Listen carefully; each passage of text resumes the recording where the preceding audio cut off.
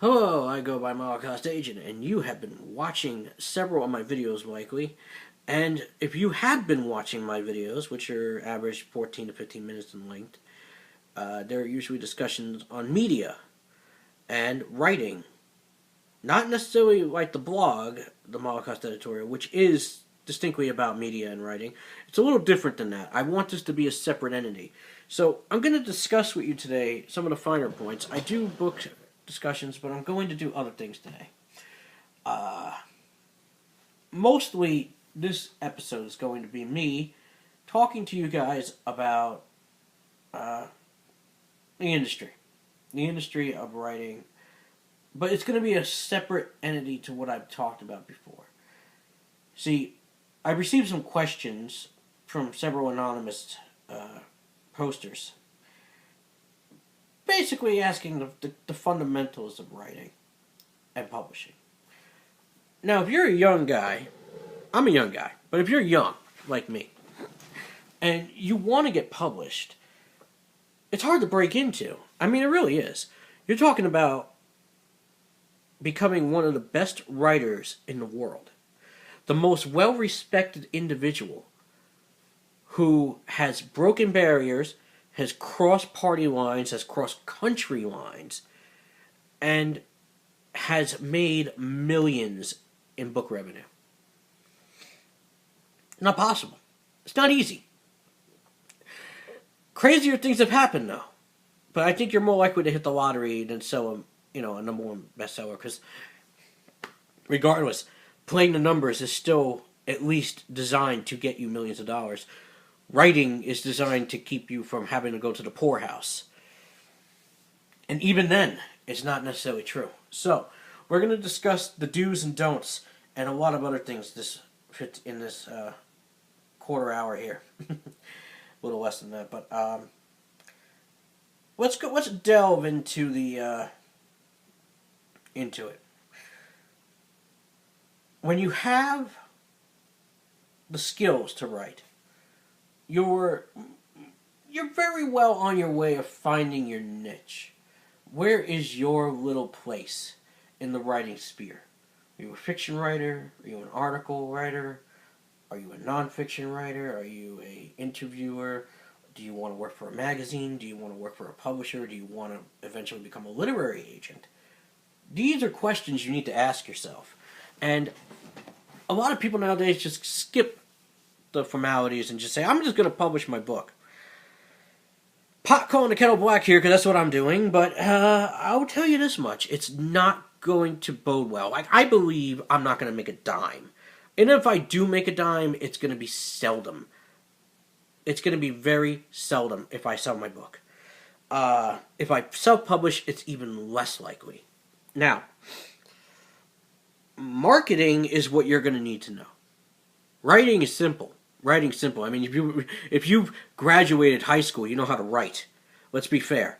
And if you don't know how to write after graduating high school and you went to college, then you must know how to write by then. And if you don't know how to write by then, you're not a writer. It's just plain fact. I'm not gonna sugarcoat it for you.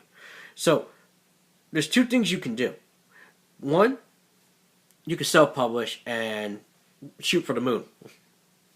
You're not E.L. James. You're not gonna put your book out there and be controversial on like a live journal site and then have it sold by millions of people and make it a worldwide phenomenon. It's not going to happen. Sorry. Even that should never have happened. And that book is controversial because most people don't like it. And other people say, well, it's good, but it's not well written. You know, I'm talking about 50 Shades of Grey, 50 Shades Darker, and 50 Shades Free. All three of those books would never have existed without the internet, by the way. So, let's discuss further. That's the first thing you can do. You can put it out there and just hope someone magically sees it and says, "Hey, look, there's something that's already been published. Some people have been reading it, been getting blah blah blah. You know, they've been talking about it. Let's buy the rights to this."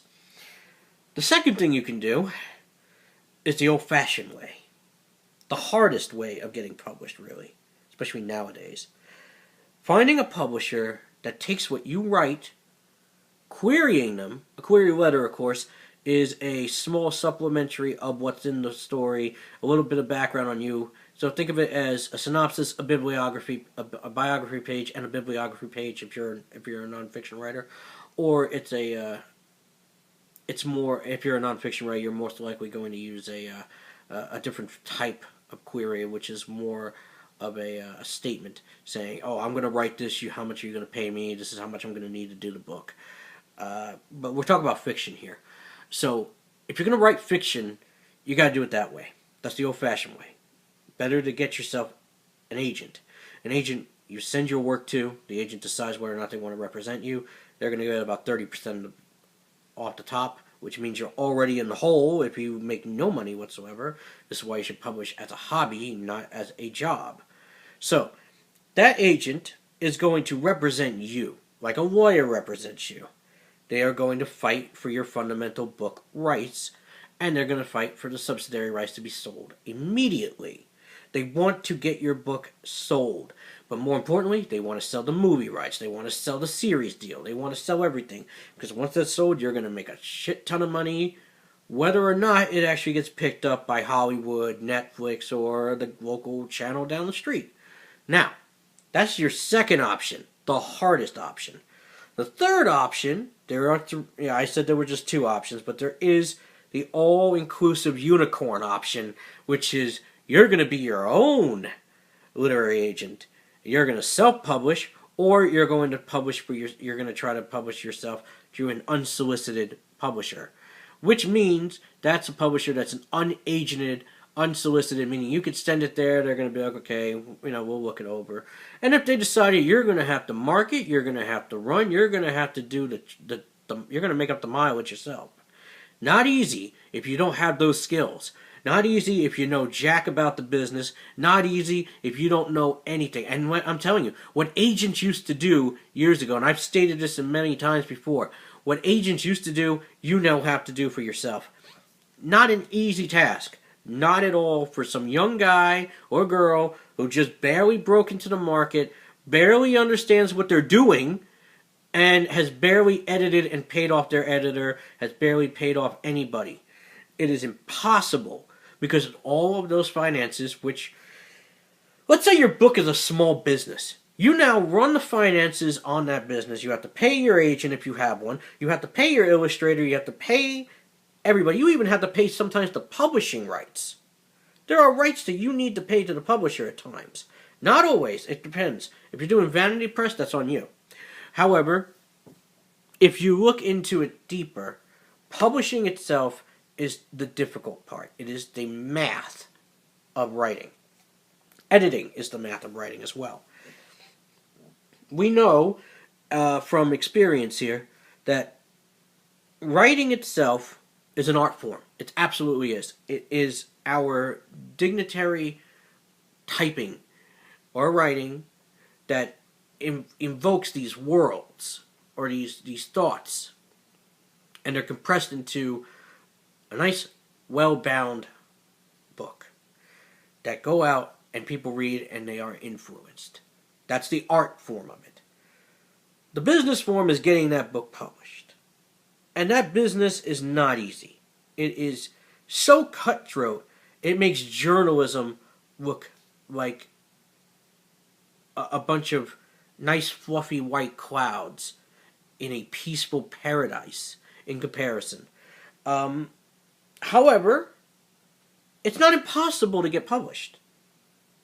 It's not impossible to get your work published. I've done it, and I should never have been published by definitions of the elitist opposition of who I am. However, I have been published. I'm just an everyday guy, but I also have had the gift of gab, the gift of words, and the gift of storytelling. I'm an orator. I'm a modern-day orator, and I have been able to publish. I have been able to be put in print. I have been able to have thousands of people read my work. Hundreds of thousands if you count everybody who's ever read anything I've written.